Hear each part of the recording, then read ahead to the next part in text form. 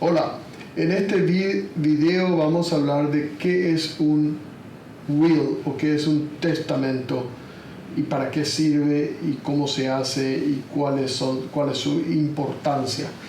En primer lugar, lo que hay que entender es que el will no es un living will. Un living will es un documento que solamente sirve para expresar tus deseos en caso de que tú estés en una condición terminal o estado vegetativo. Eso es lo que se llama un living will. A veces la gente confunde también con el living trust. El living trust es otro tipo de documento que hablamos en un video separado, pero el testamento o el will es un documento por el cual uno dice qué es lo que va a pasar con mis cosas cuando yo muera. O sea, a quién van a ir mis cosas cuando yo muera. Básicamente esa es la respuesta que te da el will. O sea, yo estoy haciendo una planificación, estoy diciendo, en el caso de muerte, mis bienes van a ir para estas personas y de esta forma. De nuevo, estoy tratando de decirle a la ley de la Florida, no gracias por tu ley o por tus provisiones, yo quiero hacer mi propia ley. Entonces, ¿qué son algunas cosas que tenemos que entender sobre el will? En primer lugar, el will solamente funciona cuando yo estoy muerto.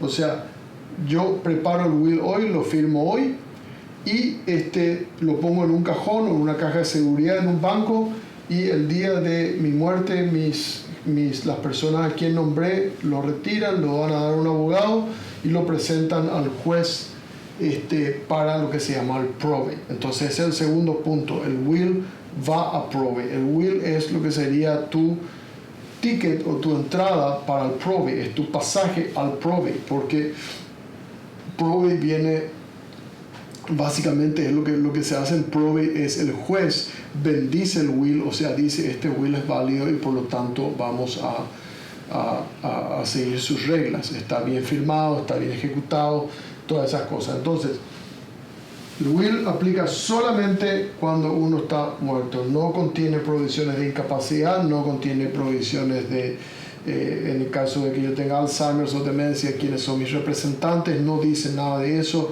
no dice quién va a acceder a mis cuentas en caso de que yo esté incapacitado. Entonces el will aplica solamente a la muerte. Segundo punto, el will nombra a la persona en quien yo confío para administrar mis bienes en la sucesión una vez que yo esté muerto. O sea, yo nombro a la persona en quien confío. Por ejemplo, en mi will yo puedo decir, mi esposa va a ser la persona que va a administrar los bienes de acuerdo a lo que yo digo en el will, y no va a ser mi hijo o mi hija o cualquier otra persona. Y si por ejemplo no tengo esposo o esposa, entonces la persona va a ser tal hijo o el otro hijo o los dos juntos actuando en forma conjunta. Entonces yo puedo determinar quién es lo que se llama el personal representative. Esa es la palabra que utiliza la ley de la Florida para lo que es el executor, que se le nombra en otros estados. En la Florida se le dice personal representative, en otros estados es executor, es la misma cosa, es la persona que se encarga de la administración de la sucesión.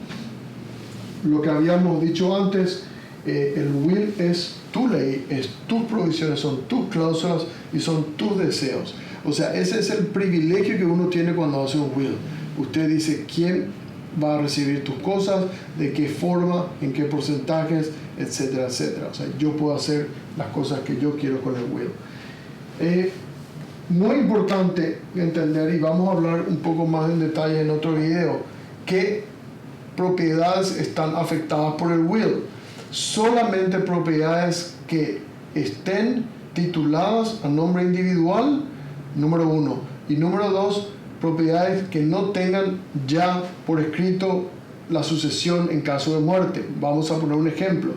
Si yo tengo un auto y está a nombre de Horacio Sosa, ese auto es un título que está a nombre individual y por tanto es lo que se llama un probate asset. O sea, ese título va a estar afectado por mi will y yo puedo decir el auto que tengo va a esta persona.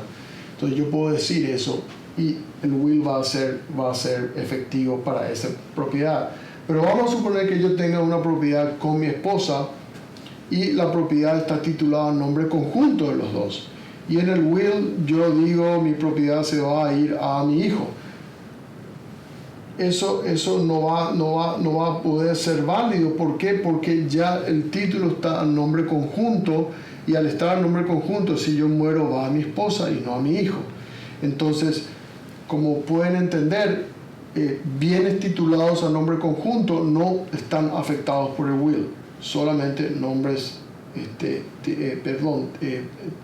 cosas tituladas a nombre individual, un auto, una casa, una acción, cuentas bancarias. Y el otro punto es si la propiedad o el bien ya tiene una forma de sucesión. Por ejemplo, un 401k, yo tengo una designación de beneficiario en el 401k, ese 401k, si yo muero, no va a estar afectado por el will. Tampoco si vamos a suponer que tengo un seguro de vida que tenga una designación de beneficiario, mi beneficiaria es mi esposa, no va a estar afectado por el will. Si tengo una cuenta, un annuity, y el annuity tiene un beneficiario, tampoco va a estar afectado por el will.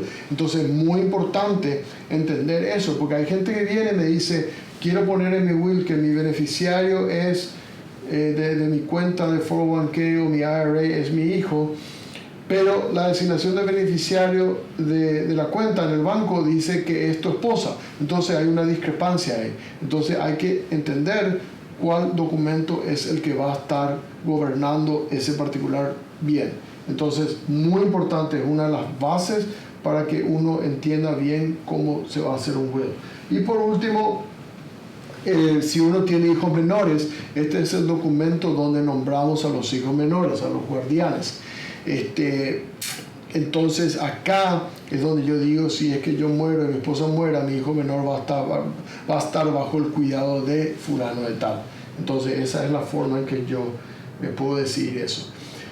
Para que un will sea efectivo, tiene que estar firmado por la persona que quiere hacer el will, el testador o la testadora, y tiene que estar firmado frente a 2 testigos.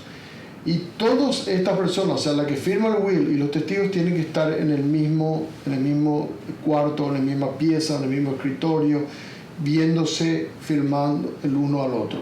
No es necesario que esté un notario presente, pero la presencia del notario hace que el trabajo para la sucesión sea más fácil. O sea, es recomendable que un notario esté presente.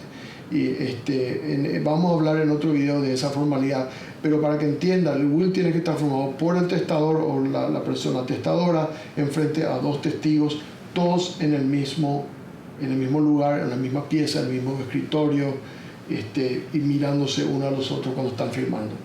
Eso es lo que le quería decir sobre el will, es lo básico, y en el próximo video vamos a hablar de otras cosas como probate. Muchas gracias.